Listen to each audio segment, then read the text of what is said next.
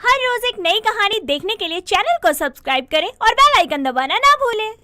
जुगनू को बचपन से ही अपने बालों से खूब प्यार था, जिसके चलते वो अपने बालों का बहुत ज्यादा ख्याल रखा करती थी। उसके बालों की लंबाई 12 फीट थी। उसकी माँ शांति अपनी बेटी के लिए रिश्ते तलाश कर रही थी, लेकिन उसकी शादी के लिए जिन लड़कों का रिश्ता आता था वो उसके बालों को देखकर उसे रिजेक्ट कर देते थे, क्योंकि उन्हें ऐसी बीवी नहीं चाहिए थी जो दिन रात बस अपने बालों में ही लगी रहे। ऐसे ही एक दिन हर्षित नाम का लड़का अपनी माँ रमा के साथ उनके घर आता है। जी, हमने सुना है कि आपकी बेटी के बाल बहुत लंबे हैं, जरा बुलाइए तो उसे। हाँ जी हाँ, अभी बुलाती हूँ। लीजिए, आ गई हमारी बेटी। जुगनू सीढ़ियों से उतरकर नीचे आती है, लेकिन उसके बाल लंबे होने की वजह से अभी भी सीढ़ियों पर ही थे, जिसे देखकर हर्षित और उसकी माँ के होश उड़ जाते हैं। तभी रमा बोलती है, ओहो, ये बाल है या रस्सी? वो देख बेटा, अभी भी आधे बाल सीढ़ियों पर ही है, एकदम रपंजल लग रही है। हाँ माँ, इस लड़की को अगर मैं अपनी बीवी बनाऊंगा ना तो हमारा घर तो इसके बालों से ही भर जाएगा। अरे अरे, काहे का घर भरना? अरे बेटा, इतने लंबे बाल तो डायन के हो सकते हैं। हाँ नहीं नहीं बहन जी, आप ऐसा मत कहिए। आप बस रिश्ता पक्का कीजिए, मैं इसके बाल कटवा दूंगी। हरगिज नहीं, मैं इस डायन को अपने घर की बहू कभी नहीं बनाऊंगी। चल हर्ष बेटा, वरना ये डायन अपना जादू चला देगी। हाँ, दोनों माँ बेटा वहाँ से 9-2-11 हो जाते हैं। शांति ये सब होता देख गुस्से से तिलमिला जाती है और अपनी बेटी को खरी खोटी सुनाने लगती है। वो गुस्से में हाथ में कैंची लिए जुगनू के बाल काटने ही वाली होती है कि तभी अचानक वहाँ पर जुगनू का मामा हरीश आ जाता है और शांति के हाथ से कैंची छीनकर फेंक देता है। अरे बहन, ये क्या कर रही है? तेरा दिमाग तो नहीं खराब हो गया? तो क्या करूं? इसका बाल ही सारे नाश की जड़ है, जिसकी वजह से इसका रिश्ता ही नहीं होता। माँ, आप तो जानती है ना कि मुझे मेरे लंबे बालों से कितना प्यार है, फिर भी आप ऐसे बोल रही हैं। आप क्यों चाहती हैं कि मैं अपने बाल कटवा दूं? अरे, इसके चलते तेरी शादी ही नहीं हो रही, सारी जिंदगी इस बालों के साथ रहेगी क्या? कैसी बातें कर रही हो? बाल तो औरत की शान होती है और आप इसकी शादी की चिंता बिल्कुल मत करो। जुगनू की शादी अब मैं करवाऊंगा। तो आप कैसे करवाएंगे? अरे वो आप मुझ पर छोड़ दो। अब से जुगनू मेरे साथ मंसूरी में रहेगी। बेटा, अपना सामान बांध और तैयार हो जा। इस तरह जुगनू अपने मामा के साथ मसूरी चली जाती है।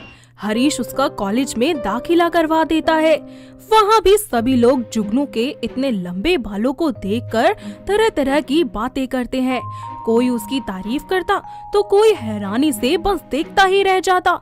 ऐसे ही एक दिन कॉलेज में वीर नाम का लड़का उसके बालों को देखकर कहता है, ओ तेरी, ओ भाई, बाल है या नाग? नहीं रस्सी, नहीं झाड़ू। अरे मैडम, सारा खाना अपने बालों को ही खिला देते हो क्या? जी हाँ जी, आपको कोई दिक्कत है मेरे बालों से? जी हाँ जी, बिल्कुल है। कहिए फिर क्या दिक्कत है? जी, आपके लंबे बालों के चलते हमारे कॉलेज के झाड़ू वालों का काम ठप हो गया है, क्योंकि झाड़ू तो आपके लंबे बाल ही लगा देते हैं। हे भगवान, अगर शक्ल अच्छी नहीं है तो कम से कम बात तो अच्छी कर लो। अच्छा, तो तुम ही बता दो कैसे बात करूं? तुम आगे से हटो, तुम जैसों के मुंह लगने का कोई शौक नहीं है मुझे। इतना कहकर जुगनू वहाँ से चली जाती है। वक्त बीतता जाता है। वीर जुगनू को परेशान करने का कोई मौका नहीं छोड़ता। ऐसे ही एक दिन जब जुगनू पार्क में बैठकर पढ़ाई कर रही होती है कि तभी वीर वहाँ आ जाता है और उसके बालों को एक पेड़ की डाली से बांध देता है। और जैसे ही जुगनू उठकर चलना शुरू करती है, अरे ये सब किसने किया मेरे बालों के साथ? मैंने किया है मिस खलीफा। शर्म नहीं आती ये सब करते हुए? थोड़ी तमीज है या नहीं? जी नहीं, बिल्कुल भी नहीं आती। आएगी भी कैसे? तुम तो पैदाइशी बदतमीज हो। हेलो मैडम, ज्यादा मत बोलो। हाँ तो शुरू भी तुमने ही किया था। मुझे कोई शौक नहीं है तुमसे लड़ने का। मजाक तो सारी दुनिया करती है, तो मैंने भी कर दिया। ऐसे ही आए दिन उन दोनों का झगड़ा होता ही रहता था। वक्त बीतता जाता है। एक दिन कॉलेज की तरफ से सभी स्टूडेंट्स घूमने जाते हैं, जहां सभी लोग काफी ज्यादा एंजॉय करते हैं और वीर एक पहाड़ी पर खड़ा होकर सेल्फी ले रहा होता है। तभी अचानक उसका पैर फिसल जाता है और वो खाई में गिर जाता है। साथ ही वो एक पेड़ को पकड़कर वहीं लटक जाता है। बचाओ बचाओ, कोई मुझे सुन रहा है? बचाओ, मैं यहाँ लटका हुआ हूँ। वहाँ आसपास के सभी लोग जमा हो जाते हैं, जो उसकी मदद करने की कोशिश करते हैं, पर वो लोग कुछ कर ही नहीं पाते। तभी वहाँ जुगनू आ जाती है और वीर को ऐसे देखकर कहती है, अरे अरे अरे, तुम वहाँ क्या कर रहे हो? अरे पागल लड़की, झूला झूल रहा हूँ। आ, तू भी झूल ले। अच्छा है, फिर झूले झूले। खूब मजा आ रहा होगा ना ऐसे हवा में लटक के। हे जाहिल लड़की, मैं खाई में गिर जाऊंगा। हे भगवान, कोई बचा लो मुझे आके। थोड़ी देर सोचने के बाद जुगनू को एक आइडिया आता है और वो अपने बालों को खाई में लटका देती है और कहती है, वीर, मेरे लंबे बालों को रस्सी समझ के पकड़ लो और ऊपर आने की कोशिश करो। अरे ये बाल किसे कैसे पकड़ लूं? तुम खींच पाओगी मुझे? या फिर मैं गिर गया तो? देखो, पकड़कर वापस आना है तो आओ, वरना वहीं रहो और झूला झूलते रहो। नहीं नहीं, आ रहा हूँ मैं। एक मिनट। थोड़ी ही देर बाद वो अपने बालों के बल से उसे ऊपर खींच लेती है और उसकी जान बचा लेती है। वीर उसे बहुत ही प्यार से धन्यवाद करता है और दोनों में बहुत अच्छी दोस्ती हो जाती है। समय बीतने लगता है। धीरे धीरे वीर जुगनू से प्यार करने लगता है और एक दिन उसे अपने दिल की बात बताने का फैसला करता है। वो हाथ में फूल लिए उसके पास जाता है और घुटनों के बल बैठकर उसे प्रपोज करता है। जुगनू, मैं जानता हूँ आज तक मैंने तुम्हारे साथ बहुत गलत किया, तुम्हारा बहुत मजाक बनाया, पर अब मैं चाहकर भी तुमसे अलग नहीं रह सकता, क्योंकि मैं तुमसे बहुत प्यार करता हूँ मेरी टिमटिमाती जुगनू। हैं? ये कब हो गया? अरे तुम में इतना बदलाव कैसे आ गया? कब? कैसे? जब से तुमने मेरी जान बचाई है। अच्छा सोच लो, फिर तुम्हें मेरे साथ साथ मेरे लंबे बालों को भी झेलना पड़ेगा, जो तुम्हें पसंद नहीं है। मैंने सोच लिया यार, मुझे तुम और तुम्हारे बाल बहुत पसंद हैं। प्लीज हाँ कर दो ना यार। पागल हो क्या? मैं भी तुमसे बहुत प्यार करती हूँ और मुझे ना तुमसे लड़ने में बड़ा मजा आता है। इसी तरह जुगनू को उसका सच्चा प्यार मिल जाता है और कुछ ही दिनों बाद घर वालों की रजामंदी से दोनों की शादी हो जाती है। शादी के बाद जुगनू अपने घर परिवार की सारी जिम्मेदारियां बहुत अच्छे तरीके से संभाल लेती है। साथ ही उसकी सास को भी उसके लंबे बालों से कोई दिक्कत नहीं होती। फिर सब मिलकर एक साथ खुशी खुशी रहने लगते हैं। आराध्या एक बहुत ही सुंदर और सुशील लड़की थी, लेकिन वो बचपन से ही बात करते वक्त हकलाया करती थी। सब लोग उसके हकलाने के कारण उसका मजाक उड़ाया करते थे। उसके परिवार में उसकी माता ममता और पिता किशन थे, जो अपनी बेटी की शादी के लिए रिश्ता ढूंढ रहे थे। लेकिन उसके हकलाने की वजह से हर बनता रिश्ता टूट जाता था, जिसकी वजह से उसके घर वाले और भी ज्यादा परेशान रहने लगे थे। ऐसे ही एक दिन एक लड़का अपनी माँ कमला के साथ आराध्या को देखने आता है। और बताओ बिटिया, का कर लेती हो घर के काम में? कहाँ तक पढ़ी हो? जी हमार बेटी ना ग्रेजुएशन करी है, ग्रेजुएशन, और घर के हर काम में एकदम परफेक्ट है, परफेक्ट। अरे बहन जी, जरा हम भी तो सुने हमारी होने वाली बहुरिया की आवाज, जरा उसे भी बोलने दीजिए। जी मैं। अरे बिटिया घबराओ मत, आराम से जवाब दो। हम कोई भूत थोड़ी हैं जो तुम्हें खा जाएंगे। मैंने ग्रेजुएशन की है, वो भी घर से। हाय दैया, ये तो हकली है। मैं कभी इसे अपने घर की बहू नहीं बनाऊंगी। एक बात बोलने में 100 साल लगा देती है। चल बेटा, चल यहाँ से, हम इस हकली को अपने घर की बहू नहीं बनाएंगे। सभी लोग गुस्से में वहाँ से चले जाते हैं। ये रिश्ता भी रह जाता है, जिसके बाद आराध्या के माता पिता और भी ज्यादा डिप्रेस हो जाते हैं। वक्त बीतता जाता है। आराध्या अपनी जिंदगी में आगे बढ़ने की सोचती है। एक दिन वो जॉब इंटरव्यू देने के लिए जाती है, लेकिन वहाँ भी उसके हकलेपन का मजाक उड़ाकर उसे बाहर निकाल दिया जाता है।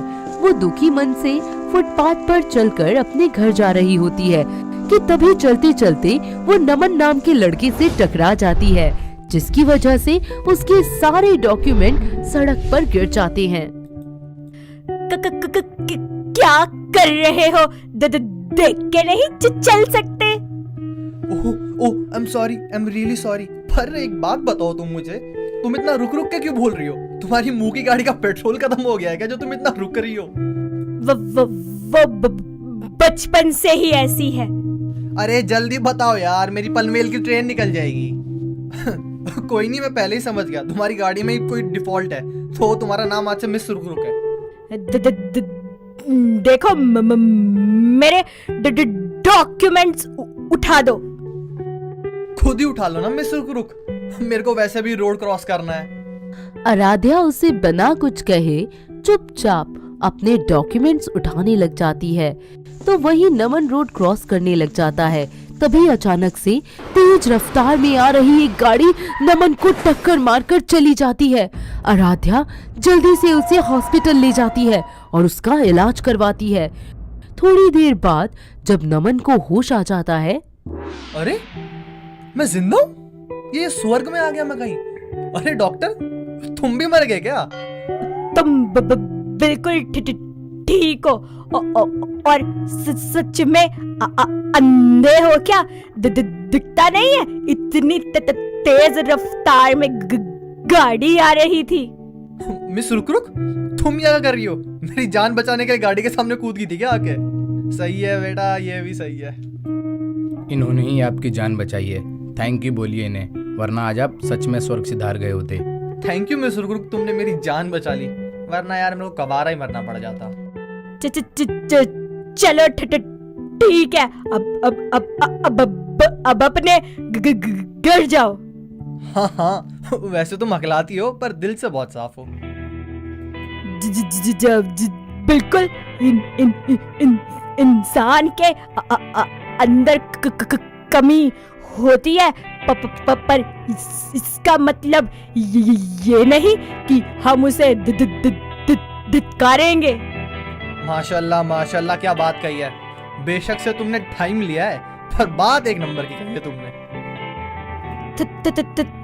Thank you. अरे मैंने तो तुम्हारा नाम भी नहीं पूछा। हाँ, वैसे तुम मेरे को अपना नंबर दे सकती हो, ऐसे ही आसान उतारने के लिए पूछ रहा हूँ, क्या पता कभी तुम्हें जरूरत पड़ जाए। इस तरह दोनों आपस में नंबर एक्सचेंज कर लेते हैं। वक्त बीतता जाता है। दोनों रात भर मैसेजेस में बात करते, कभी पार्क या कैफे में मिलने लगते और एक दूसरे के साथ ज्यादा से ज्यादा वक्त बिताने लगते हैं। उन दोनों की ये दोस्ती प्यार में तब्दील हो जाती है और वो शादी करने का फैसला ले लेते हैं। नमन अपनी माँ विमला को आराध्या के बारे में बताता है, पर उसके हकलेपन की सच्चाई नहीं बताता। दोनों परिवार वाले बड़े धूम धड़ाके से नमन और आराध्या की शादी करवा देते हैं। शादी के बाद भी नमन अपनी माँ को कोई मौका ही नहीं देता कि वो अपनी बहू से बात कर सके। ऐसे ही एक दिन रसोई में, बहू, आज खाने में क्या बना रही है?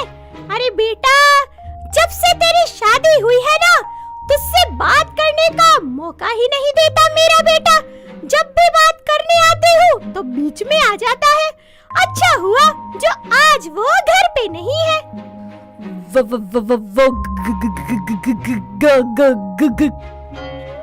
बेटा, इतना घबरा क्यों रही है? खुल के बोल, मैं तेरी सास नहीं, तेरी माँ जैसी हूँ। शर्मा मत मेरे बच्चे, बोल। वो गाजर का हलवा। हाय, तू ऐसे कैसे बोल रही है?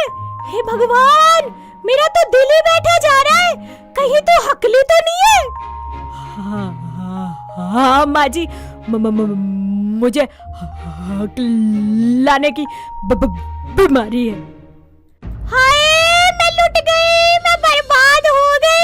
हाय, ये क्या हो गया? अरे तुझे शर्म नहीं आई अपनी सच्चाई छुपाते हुए? जा जाके चुल्लू भर पानी में डूब मर, करमजली। उसकी सास को बहुत तेज गुस्सा आ जाता है, जिसकी वजह से उसे घर से निकाल देती है। नमन अपनी माँ के गुस्से की वजह से आराध्या को जाने से रोक नहीं पाता और वो बेचारी अपने घर चली जाती है, जहाँ उसके माता पिता उसे समझाते हैं। आराध्या सुनो, रोते नहीं है, मेरी बेटी शेरनी है, शेरनी। ये आंसू पोंछ और दुनिया को दिखा दे, जो तेरी कमजोरी है वही तेरी ताकत है। तू किसी से कम कोनी। अपने पिता की ये बात सुनकर उसमें जोश आ जाता है और वो आईएएस की पढ़ाई में जी जान से मेहनत करने लग जाती है। कुछ दिनों बाद यूपीएससी का रिजल्ट आता है, जिसमें वो अव्वल रैंक लाकर आईएएस ऑफिसर बन जाती है।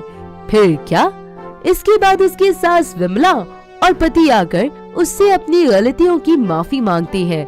वो उन्हें माफ कर देती है। इस तरह उनका पूरा परिवार खुशी खुशी एक साथ रहने लगता है। राधा एक बहुत ही भोली और गुणी लड़की थी। उसे सुंदर दिखने का बहुत शौक था, जिसके चलते वो कुछ न कुछ तामझाम करती ही रहती थी। जब भी कोई उसे ब्यूटी के नए टिप्स देता, तो वो बिना कुछ सोचे समझे उसे फॉलो करना शुरू कर देती थी। उसकी माँ सुशीला अपनी बेटी की इस आदत से बहुत परेशान थी। वो उसे अक्सर ही समझाती थी, पर राधा उनकी कोई बात नहीं मानती थी। ऐसे ही एक दिन उसके घर की पड़ोस वाली आंटी उनके घर आती है। अरे सुशीला बहन, कहाँ हो? कभी घर से बाहर भी निकल जाया करो। अरे बहन जी, आइए ना, अंदर आइए। अरे वो तुम्हारी बेटी कहाँ है? जरूर कौन नुस्खा अपना रही होगी, हमें पता है। अरे नहीं नहीं, वो तो अपने कमरे में बैठी फोन चला रही है। रुकिए, अभी बुलाती हूँ। राधा, बेटा राधा, नीचे आओ। देखो तुम्हारी आंटी तुमसे मिलने आई है। अरे आंटी जी, क्या हाल है आपके? कैसे आना हुआ आज? अरे बेटा, मैं तेरे चेहरे पर निखार के लिए ना एक बहुत अच्छा नुस्खा लेकर आई हूँ। अगर तू खाना कम खाएगी और हरी सब्जियों से दूर रहेगी ना, तो तेरे चेहरे पर बहुत नूर आ जाएगा, देख लियो।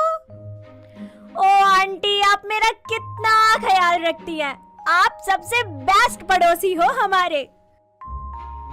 इस तरह वो हरी सब्जियों से दूर और खाना खाना कम कर देती है। कुछ दिन बाद उसके लिए हेमंत नाम के लड़के का रिश्ता आता है, जिसकी माँ दामिनी बहुत खड़ूस और मुंहफट किस्म की महिला थी। दोनों परिवार वाले आपस में बात करके रिश्ता पक्का कर देते हैं और कुछ ही दिनों बाद हेमंत और राधा की शादी हो जाती है। वो अपने ससुराल में भी खाना कम खाती और हरी सब्जियों से दूर रहती है, जिसे देखकर उसकी सास और उसका पति बहुत हैरान हो जाते हैं और उससे पूछते हैं, बहू, एक बात तो बता, तू ये हरी सब्जियाँ क्यों नहीं खाती? और तू सारा दिन में बस एक ही बार खाना खाती है, क्या बात है? कोई बीमारी तो नहीं है तुझे? नहीं नहीं माँ जी, ऐसा कुछ नहीं है। आपको पता है कि कम खाने से और हरी सब्जियाँ ना खाने से ना चेहरा चांद की तरह चमकता है। हैं? अरे ये सब बकवास तुमसे किसने कही? अरे अरे मैं सच कह रही हूँ, मेरे पड़ोस की आंटी ने बताया था। तुम्हारा दिमाग हिला हुआ है। अरे हरी सब्जियां खाने से चेहरे का नूर बढ़ता है, ना कि कम होता है। नहीं नहीं, वो आंटी मुझे कभी गलत टिप्स नहीं देती। देखो मेरा चेहरा कितना चमक रहा है और मेरी आंखें भी। इसी तरह खाना कम खाने की वजह से धीरे धीरे राधा की आंखें कमजोर होने लगती हैं और उसे कम दिखाई देने लगता है। हेमंत उसे डॉक्टर के पास ले जाता है और उसका इलाज करवाता है, जिसके बाद उसे हाई पावर का चश्मा लग जाता है। वक्त बीतता जाता है। जब भी वो खुद को देखती तो मन ही मन सोचती, हे भगवान, ये सब क्या हो गया? मेरी सारी ब्यूटी इस चश्मे के नीचे दब गई है। अब मैं क्या करूं? मैं तो इसे उतार भी नहीं सकती, वरना मुझे कुछ दिखेगा नहीं और सब मुझे अंधी अंधी बोलेंगे। ऐसे ही एक दिन उसकी सास उसे आवाज लगाती है, अरे अरे इधर आ, देख देख, यहाँ पर पानी गिरा हुआ है, पोंछा लगा दे। जी माँ जी, लेकिन कहाँ गिरा है पानी? मुझे दिख नहीं रहा।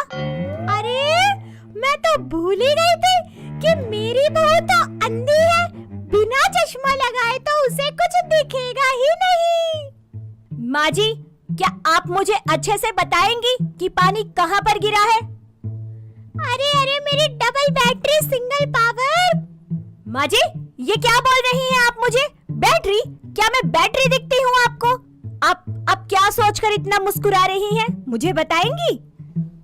अरे तू जाकर अपना काम कर, और हाँ, चश्मा जरूर लगा लेना। कहीं गिर गई तो लोग कहेंगे सास ने बहू का ध्यान नहीं रखा। ऐसे ही रोज रोज किसी न किसी बात को लेकर उसकी सास उसका मजाक बनाने का कोई मौका हाथ से नहीं जाने देती थी। एक दिन हेमंत का दोस्त रवि उनके घर आता है। वो राधा के चश्मे को देखकर उसे आंखों में परमानेंट लेंस लगाने की सलाह देता है। बस फिर क्या था, राधा अपने आंखों में परमानेंट लेंस लगवा लेती है। वक्त बीतता जाता है। राधा अपनी आंखों का ख्याल अच्छे से नहीं रखती थी। वो कभी अपनी आंखों में पानी के छींटे मारती तो कभी बहुत हैवी आई मेकअप कर लेती, और सबसे ज्यादा तो वो सिर्फ सोती ही रहती थी, जिसकी वजह से उसकी एक आंख का लेंस खराब होने लग जाता है और उसकी आंख मूव करना बंद कर देती है। क्यों? आ गया ना स्वाद? कर लिया ना अपनी आंख का सत्यानाश? बात तो तुझे किसी की माननी नहीं होती। माँ जी, आपको तो मजा आ रहा होगा ना अपनी बहू की ऐसी हालत देखकर? अरे काहे का मजा, उल्टा मुझे तुझ पर गुस्सा आ रहा है। तेरे चलते अब सारे मोहल्ले में हमारी बदनामी होगी कि दामिनी की बहू कानी है। ये सब है ना आप ही की वजह से हुआ है। ना आप मेरा मजाक बनाती, ना मैं आंखों में वो लेंस लगवाती, और ना आज मेरा ये हाल होता। दामिनी अब अपनी बहू को नीचा दिखाने का कोई मौका नहीं छोड़ती थी। इन सब से परेशान होकर राधा अपने मायके चली जाती है, जहाँ जाकर वो अपनी आंखों का इलाज कराती है, पर उसकी आंखें तो ठीक ही नहीं हो पाती। इसी बीच हेमंत भी उससे बात करने की बहुत कोशिश करता है, पर उसके गुस्से के चलते वो उससे बात ही नहीं करती। धीरे धीरे वो डिप्रेशन में रहने लगती है। उसकी हालत दिन बर दिन बहुत खराब होने लगती है। ये सब देखकर उसकी माँ सुशीला बहुत परेशान होती है और तुरंत फोन करके हेमंत को सब कुछ बता देती है, और वो बिना 1 मिनट की भी देरी किए तुरंत वहाँ आ जाता है। अरे राधा, दरवाजा खोलो यार। मुझे किसी से नहीं मिलना, आप चले जाइए यहाँ से। अरे ऐसा मत करो यार, एक बार बात तो करो मुझसे। मैंने ऐसा भी क्या कर दिया जो तुम मुझसे इतनी नाराज हो? क्योंकि आप भी अपनी मम्मी के जैसे हो। आपने कभी मेरी साइड नहीं ली। वो हमेशा मुझे सुनाती रहती थी, लेकिन आप कुछ नहीं कहते थे। देखो मेरी आँख कैसी पत्थर जैसी हो गई है।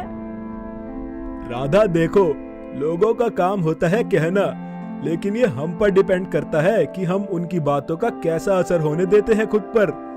अच्छा हो या बुरा, किसी की भी बात को सुनकर पहले अच्छे से सोचो और समझो, उसके बाद रिएक्ट करो। हेमंत की सारी बातें सुनकर राधा को अपनी गलती का एहसास हो जाता है।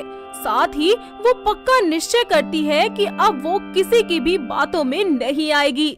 वो खुशी खुशी हेमंत के साथ अपने ससुराल लौट जाती है। अब दामिनी भी अपनी बहू का मजाक नहीं बनाती और दोनों सास बहू मिलकर घर की सारी जिम्मेदारियां अच्छे से संभाल लेती है।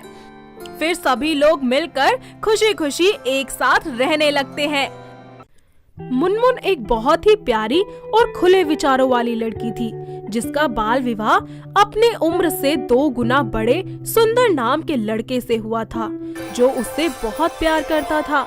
मुनमुन माँ दुर्गा की प्रतिदिन पूरे विधि विधान से सुबह शाम पूजा किया करती थी। परिवार में उसका देवर सुदेश और दूसरे थे उसके चाचा हरिया। उसकी बुरी नजर मुनमुन के और उसके पति की प्रॉपर्टी पर थी। ऐसे ही एक सुबह वो पूजा करके सभी को प्रसाद देती है। सुबह सुबह तुम्हारी ये आरती सुन लेता हूँ ना, तो मेरा पूरा दिन अच्छे से गुजर जाता है। इसीलिए तो पूजा करती हूँ, ताकि घर में सुख समृद्धि बनी रहे। लो सुरेश, तुम भी प्रसाद लो। धन्यवाद भाभी, मुझे आपके हाथों का प्रसाद बहुत अच्छा लगता है। अच्छा जी, तो और ले लो ना। अरे बस भाभी, ठीक है, अभी मैं निकलता हूँ, मेरा गांव में क्रिकेट मैच है एक। All the best Sudesh. बहू, तुम सुदेश को नाम से क्यों बुलाती हो? क्योंकि चाचा जी वो मेरी ही उम्र का तो है और इनको भी कोई दिक्कत नहीं है अगर मैं सुरेश को उसका नाम लेकर बुलाती हूँ। ऐसे ही कुछ दिन बीत जाते हैं और हरिया रोजाना अपनी बहू के कमरे में ताक झांक करता था। वो कभी उसे साड़ी पहनते देखता तो कभी उसे गलत तरीके से छूने की कोशिश करता था। ऐसे ही एक दिन जब मुनमुन घर में अकेली होती है तो हरिया इस मौके का फायदा उठाकर उसके साथ जबरदस्ती करने की कोशिश करता है, लेकिन वो किसी न किसी तरीके से खुद को बचाने में कामयाब हो जाती है और डर के मारे खुद को कमरे में बंद कर लेती है। शाम को जब उसका पति घर आता है तो देखता है कि वो जमीन पर बैठी बुरी तरह से रो रही होती है। वो उसके पास जाता है और बोलता है, अरे तुम्हें क्या हुआ है? तुम इतना क्यों रो रही हो? अच्छा हुआ जो आप आ गए। वो चाचा जी आज उन्होंने मेरे साथ जबरदस्ती करने की कोशिश की। आज जब घर पर कोई नहीं था और मैं नहा कर अपने कमरे में आई तो मैं साड़ी बदल रही थी। वो पीछे से मेरे कमरे में आए और उन्होंने मेरे साथ ये बात सुनकर वो गुस्से में अपने चाचा के पास जाकर बहुत तेज तेज चिल्लाने लगता है। अरे चाचा जी, आपकी हिम्मत कैसे हुई मुनमुन के साथ ये सब करने की? अरे बेटा, लेकिन मैंने किया क्या है जो तुम मुझ पे इतना चिल्ला रहा है? अरे मुनमुन ने मुझे सब बता दिया है कि आपने उसके साथ जबरदस्ती करने की कोशिश की है। बोलिए, क्यों किया आपने ये? अरे तू अपनी बीवी की बातों में आ गया, तुझे पता भी है वो कैसी है। अरे उसकी छोड़ो, आप ये बताओ कि आप कैसे हो? शर्म नहीं आई आपको ये सब करते हुए? अरे तेरी बीवी मुझ पर झूठा इल्जाम लगा रही है बेटा, क्योंकि मैंने मुनमुन को तेरे भाई के साथ एक कमरे में देख लिया था, वो भी एक दूसरे की बाहों में। इससे पहले कि मैं तुझे कुछ कहता उसने उल्टा मुझे ही फंसा दिया। ये झूठ है, मैं नहीं मानता ये सब। अरे सुंदर बेटा, तूने देखा है वो सुरेश को नाम से बुलाती है, दिन रात उसी के साथ बातें करती रहती है, गुड़ पर मक्खी की जैसे चिपकी रहती है। मेरी बात मान बेटा, मैंने तुझे बचपन से पाला है, मैं ऐसे कुछ भी क्यों करूँगा? सुंदर अपने चाचा की बातों में आकर अपनी पत्नी को ही कसूरवार मान लेता है और गुस्से में उसे बड़ी ही बेरहमी से मारने लगता है, जिसकी वजह से उसके दोनों पैरों की हड्डियां टूट जाती है और वो पैर टेढ़े हो जाते हैं। तभी वहाँ उसका देवर उसे बचाने आ जाता है और डॉक्टर को फोन करता है। कुछ देर बाद डॉक्टर वहाँ आते हैं। अरे इनके साथ ये किसने किया? ये तो अपराध है। डॉक्टर आप प्लीज भाभी जी का पहले इलाज कर दीजिए, मैं उसके बाद आपको सब बताता हूँ क्या हुआ है। डॉक्टर उसका इलाज करते हैं और उसे बिस्तर पर लिटाकर दोनों पैरों को लकड़ी की डंडियों से सीधा करके बांध देते हैं और बाहर आकर कहते हैं, देखिए इनकी हालत बहुत खराब है, इनके पैरों को बिल्कुल भी तकलीफ नहीं देनी है, साथ ही कंप्लीट बेड रेस्ट भी देना है। कुछ ही देर बाद डॉक्टर भी वहाँ से चले जाते हैं। हट, ये मेरी बीवी है, मैं देख लूंगा इसे। चाचा जी इन्हें हुआ क्या है? भाई मुझसे इस तरीके से बात क्यों कर रहे हैं? वक्त बीतता जाता है, क्योंकि अब मुनमुन बिल्कुल भी हिल नहीं सकती थी, तो इस सब का फायदा सुंदर का चाचा हरिया उठाता है। और ऐसे ही एक दिन जब घर पर कोई नहीं होता तो वो बेचारी लाचार मुनमुन का बलात्कार कर देता है। वो बेचारी किसी को कुछ नहीं बता पाती। कुछ दिन ऐसे ही बीत जाते हैं, उसके पैर ठीक हो जाते हैं और वो चलने फिरने लगती है। पर अपने साथ इतना कुछ होने के बाद उसका व्यवहार घर के सभी लोगों के लिए बिल्कुल बदल जाता है। ऐसे ही एक दिन। भाभी आपने सुना है, गांव वाले कह रहे हैं गांव में एक चुड़ैल आई है जो लोगों को जंगल में ले जाके मार रही है। अच्छा, सच में? हाँ भाभी, कैसे गवार लोग हैं, पता नहीं कैसी कैसी बातों पे विश्वास कर रहे हैं। सुदेश, अगर तुम भगवान को मान सकते हो तो शैतान को क्यों नहीं? हो सकता है कोई सच में चुड़ैल हो, या फिर कोई चुड़ैल बनकर बुराई का खात्मा कर रही हो। क्या भाभी आप भी, आप टेंशन ना लो, मैं उसे पकड़ के ना आपके कदमों में लाके रख दूंगा। सुदेश उस चुड़ैल को रंगे हाथों पकड़ने के लिए उसकी तलाश करने लग जाता है। ऐसे ही एक दिन सबको खबर मिलती है कि उस चुड़ैल ने हरिया चाचा को मार डाला है। घर में मातम छा जाता है। सुदेश गुस्से में अपने चाचा के कातिल की तलाश करने के लिए जंगल का हर कोना छान मारता है, तो देखता है कि एक लड़की पेड़ से छलांग लगाकर वहाँ से भाग रही होती है और वो उसे पत्थर मारकर वहीं पर मूर्छित कर देता है। जिसके बाद जब वो उसके पास जाकर उसका चेहरा देखता है तो उसे बहुत हैरानी होती है, क्योंकि वो लड़की कोई और नहीं बल्कि उसकी खुद की भाभी मुनमुन होती है। भाभी, भाभी उठिए, क्या हो गया आपको? भाभी उठिए। थोड़ी ही देर बाद मुनमुन को होश आ जाता है। भाभी, आप ही वो कातिल है जिसने चाचा जी और बाकी सब लोगों को मारा है। सही कहा तुमने सुदेश, मैंने ही मारा है उन सब लोगों को और आगे भी मारती रहूंगी। जो लोग किसी औरत की इज्जत के साथ खेलते हैं ना, मैं उसमें से किसी को जिंदा नहीं छोड़ूंगी। चाचा जी ने आपके साथ ऐसा क्या किया? आप तो उन्हें पिता समान मानती थी ना?